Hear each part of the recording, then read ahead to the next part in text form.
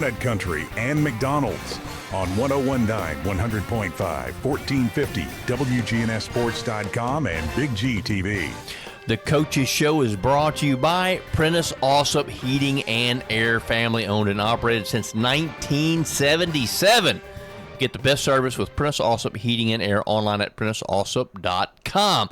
Danny Brewer here.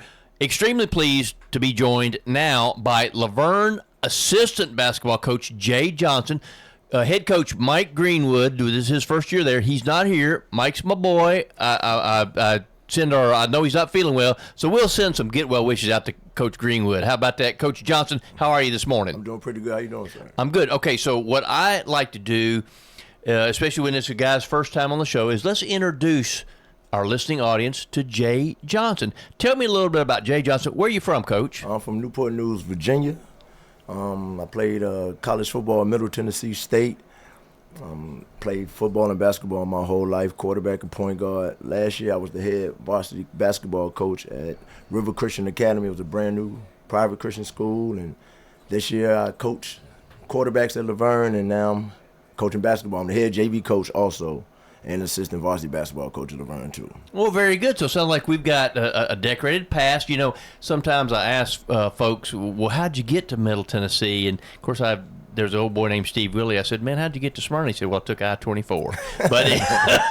But I guess from what brought you to Middle Tennessee was Middle Tennessee State University. Yes. And you told me you played for Coach Andy Mack, right? Yes, Andy McCollum. Coach Mack, yes. So your time at Middle Tennessee State, I guess obviously that indoctrinated you to this area. Is that why, and you kind of liked it, is that why you've stuck around here, or just opportunities? Tell me about it. Yes, being around Murfreesboro, when I first got here, there was really not too much going on in Murfreesboro. Now, as you see, it expanded, it's big, it's a nice city going on.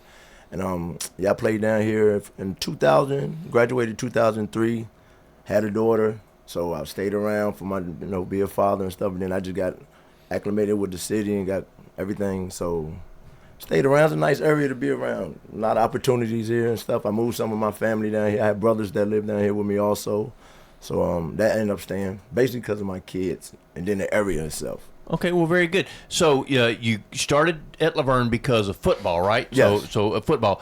And then Coach Greenwood, I guess, meeting him, and he kind of encouraged you to help him with the basketball program. Yes, because I was coaching. Like I said, I was at a private Christian school last year, but I came to Laverne for the head coach, Chris Johnson, to help him with the football team. And then I was like, well, since I'm already in this school and got a brand new coach, I introduced myself to Coach Greenwood, asked him did he need any assistance, and I told him what I do, my background in basketball, and he was like, we talked and had a conversation, and that's where it started. Okay, so obviously you and Coach Greenwood share the same philosophy, and that's what I want to talk about first. The Laverne philosophy. Talk about the first year into a program. It can be a little bit a transitional type period. Yes. So talk to me about trying to transition the program and mold it the way you guys want it. What's the philosophy for Laverne basketball right now with you and Coach Greenwood? Hard work, running fast, playing fast. The brand new right now, because like a lot of teams we're playing against, they probably been together had the whole summer or maybe a year. We've only like 5 weeks, 6 weeks maybe into this, so we're trying to instill hard work.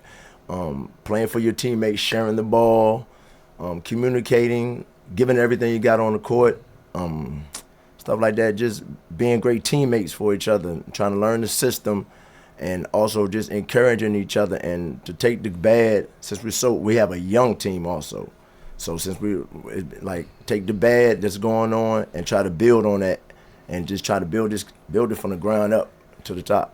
So it's just creating familiarity. Yes. I mean, with everybody, not only with coaches and teammates and players and all that kind of stuff. Yes, it's brand new everywhere. Brand new coaching staff, and a lot of players are sophomores and a couple of juniors. We have 3 seniors, so the team is very young. So when we're telling them now that whatever's going on now, the break is coming up, which is good for us. Because now we get to have a couple of weeks to install a lot of things that we need to do for this team for us to be better. And then, the district is coming up. So right now, once the district start, everybody is at 0-0, and we go from there. Right. So let's talk a little bit about what's happened so far. Mm-hmm. I know you've played a pretty good schedule. Yes. So talk about what's happened so far and kind of some of the things that's gone on with Laverne basketball. Right now, we've played some great teams. Kirkwood, Brentwood. We had a tough loss to Ravenwood. Cookville was a tough loss. So we're trying to learn from our mistakes. Like, we're in the game, and we gotta, as a team, we're trying to teach the kids to take adversity and build on top of that. Don't let, if we have a lead or they get a lead and they make a run, because basketball is a game of runs, so we got to be able to withstand that and then build on top of that. And don't let a run take you down mentally, and then a run turns into a blowout. So that's what we're trying to get to. Okay, so how many games did y'all play this past week? Yes, we played. We had a game Monday night. We played Tuesday. Then JV, we had 2 games Wednesday. And yesterday we played at Riverdale against Brentwood. And today we have a game at 4 o'clock against Brentwood Academy. So we 4 games in 5-6 days maybe. Right. Now, you mentioned you're the JV head coach. Yes. Okay, so a lot of times programs don't, or people don't understand the importance of the JV program. Oh, man. But it's a building block, right? Yes, because that's going to be the future. So my job is to develop the JV kids, the 9th graders and some of the 10th graders, and build their game up with their confidence and the system that we're trying to implement. So when they get to varsity, they'll be ready to just jump on in a smooth transition.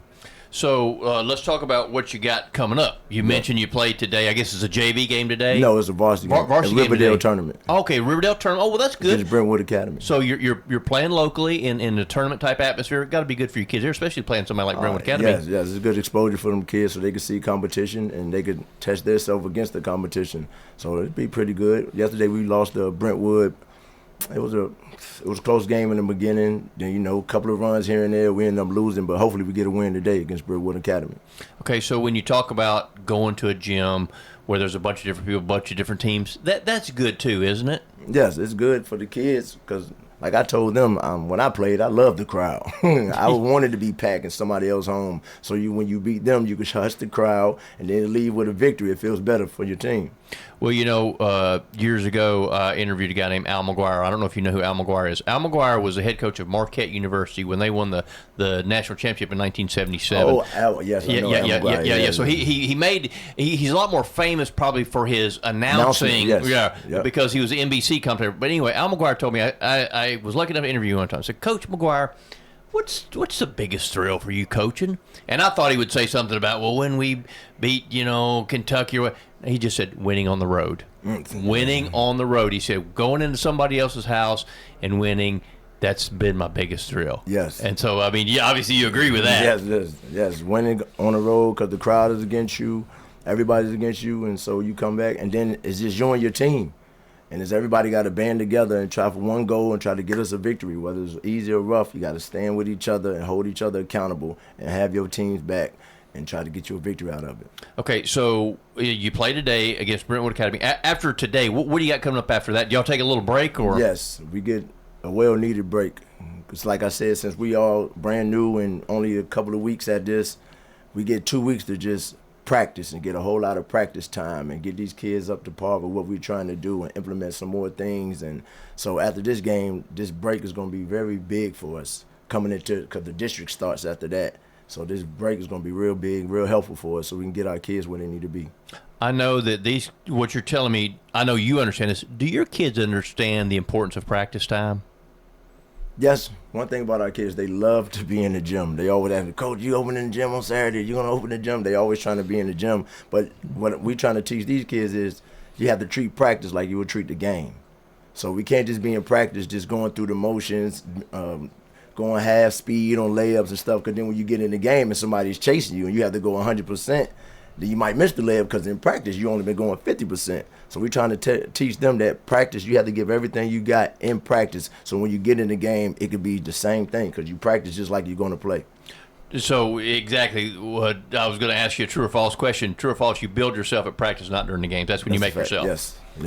So when you think about this, as far as school won't be in session, any of that kind of stuff, do you think maybe that can help as far as focus goes? Because obviously I know y'all will be meeting, so you think that can help because they don't have to worry about exams or classes. Just let's think about basketball. Yes, and then we can watch film. You watch film of the past games and see your mistakes, because instead of us, like, we try to watch film with the kids, because when we're telling them on the court, during the game, they might not understand what we're saying. So then we get to watch film and show them. So now with these 2 weeks off, we get to watch film, break down things that they've been doing right and things they're doing wrong, and then we could build on everything. And it's just all about basketball now. They don't have to worry about going through, like you said, tests, school, teachers, or nothing. It's just strictly basketball for a couple weeks. So when January comes, we can hit the ground running.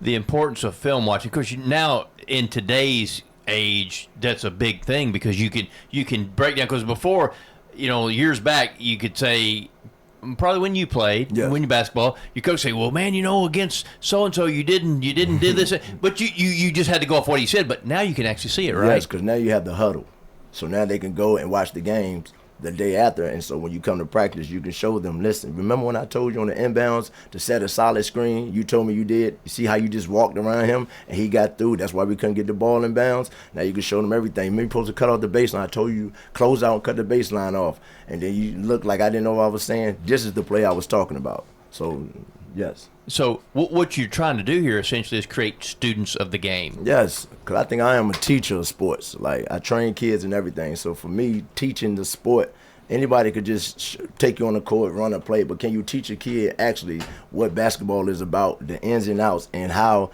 to play the game the correct way? Yeah, exactly. No, 100%, because that's right. So a teacher of the sport. I love that. Okay, so Christmas time, it's here. Yes. What is on the Christmas list for you and Coach Greenwood? What would you love for your team to give you guys as coaches heading into the holidays and into the new year?